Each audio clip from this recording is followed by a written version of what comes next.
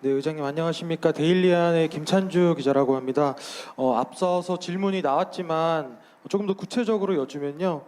지금 국회가 여당의 형소법 그리고 선거법 개정안 처리를 놓고 시끄러운 상황이 계속 지속이 되고 있습니다. 해서 관련 법안이 위인 설법이다 이런 비판도 나오고요. 그런 반면에 헌법 84조 해석을 두고 이참에 입법으로 대통령 임기 중에 재판을 완전히 중지를 해야 한다, 마침표를 찍어야 한다. 이런 양측의 의견이 첨예하게 대립되고 있는 상황입니다. 해서 관련 법안들에 대한 의장님의 입장이 궁금하고요. 이런 법안들이 통과될 경우에 추후 정권에 어떤 변화를 줄 것으로 예상하시는지 두 가지가 궁금합니다. 일단 국회의장은 각 법안에 대해서 찬성한다, 찬성하지 않는다 이렇게 얘기하는 것은 적절치 않습니다. 그러니까 국회의장은 올라온 안건에 대해서 잘 정리해서 의결하는 절차를 진행하는 게 기본적인 역할이기 때문에 이 법안에 대해서 나는 이렇게 생각한다, 저렇게 생각한다, 찬성한다, 찬성하지 않는다라고 하는 의견을 제시하는 건 적절치 않은 것 같고요.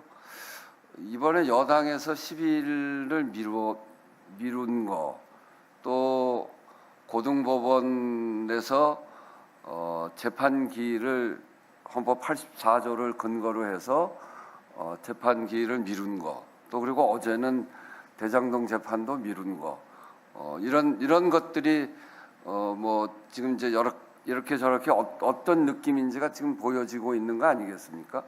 그런 속에서 이 법안들이 논의되는 과정을 거칠 텐데 저는 이제 새로운 원내대표가 뽑혀질 테고 새로운 원내대표가 뽑혀지면 이러한 사정까지를 토대로 해서 여야 원내대표 협의를 통해서 거기에서 의견들을 모아가는 게 좋다 이렇게 생각합니다.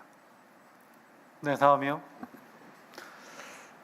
이번에 저희 가운데 줄 구자준 채널A 기자. 네.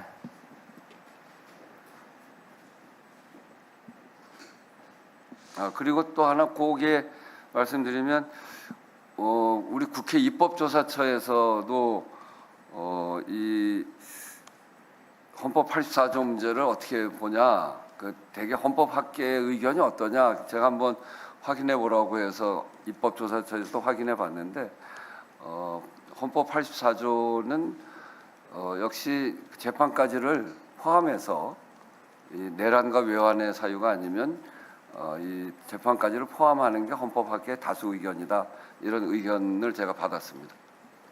네, 질문해 주십시오.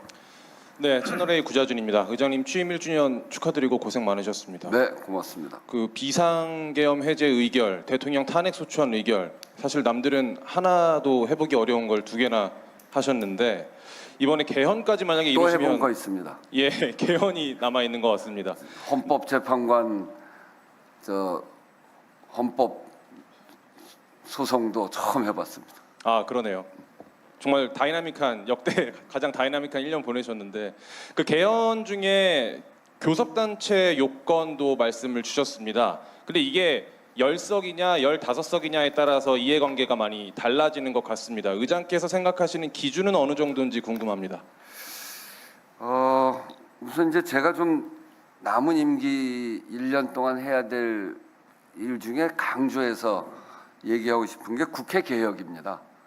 많은 과제들이 남아 있습니다. 여기에 그 법사위 체계자구심사제도 이게 매일 논쟁 아닙니까? 그리고 본회의에 대해서 이번 비상계엄과 관련해서 보면 본회의를 원격 회의를 할 수 있는, 비상시에는 원격 회의도 할 수 있는 이런 걸 좀 도입해 봐야 되는 거 아닌가. 또 인사청문 절차에 대해서도 매번 여야가 바뀌면 매번 그 논의를 하는데 이것도 좀 해봐야 되는 거 아닌가 이런 생각도 있고요. 상임위 배분 방식에 대해서도 지난번에 제가 국회의장 하면서 논의를 하다가 도저히 안 돼서 그럼 의석수대로 하자 이렇게 해서 11대 7로 정했는데 이런 문제도 그렇고 교섭단체 요건 완화 문제도 그렇고요. 그 다음에 이게 법을 시행령으로 자꾸 만들어가는 행정입법 심사 부분을 국회에서 강화시키는 이런 부분도 있고 국회 경호 경비 체계 개선하는 문제도 있고 국회 예산 통제권을 강화하는 문제도 있고 또 의사진행 자료 요구 권한 강화하는 문제, 이런 국회 개혁의 과제들이 굉장히 많습니다.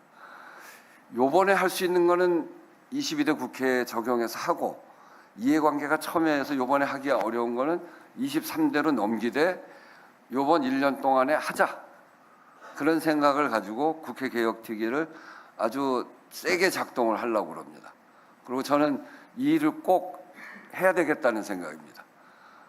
저도 원내대표도 해보고 뭐 그래서 이렇게 매번 부닥치는 문제를 그대로 여야 바뀔 때마다 다른 소리하고 그러면서 계속 끌고 가는 거에 대해서 더 이상 놓으면 안 되겠다. 그래서 국회의장 하는 동안에 당장 할 수 있는 건 하되, 합의할 수 있는 건 하되, 합의는 안 되지만 생각은 똑같은 거.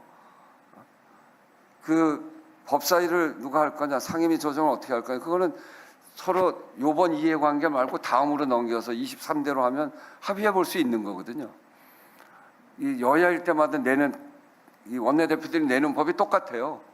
그런데 여 때 입장과 야 때 입장이 달라가지고 안 돼요. 그러니까 다음번을 향해서 할 수 있는 이런 것들 해보자 하는 생각을 가지고 국회 개혁을 이번에 아주 강조해서 기사를 써줄 때도 이거 좀 강조해서 써주십시오. 교섭단체 요건 완화는 필요합니다. 저도 제가 원내대표 할 때 문재인 정부 첫 해 그때 교섭단체가 4개가 있었어요. 우리가 민주당, 제가 있었던 당은 민주당이고 자유한국당, 국민의당, 그리고 뭐였지? 바른미래당, 이렇게 4개가 있었는데 그때 굉장히 소수 정당에서 굉장히 어려운데 4개 정당이 되다 보니까 약간의 스펙트럼 차이가 있어요. 나머지 세 당이 다 야당이었는데 진짜 야당 역할을 했습니다. 그래서 처음 시작할 때는 3대1로 교섭하는데 하다 보면 자기 그 당의 지지자들이 얘기하는 게 조금씩 다르기 때문에 거기에 스펙트럼이 있어서 거기에 맞추다 보면 그러면 해결이 됩니다. 그래서 정당 두 정당은 해결이 안 되는데 3정당만 돼도 어려운 문제가 다수 의견으로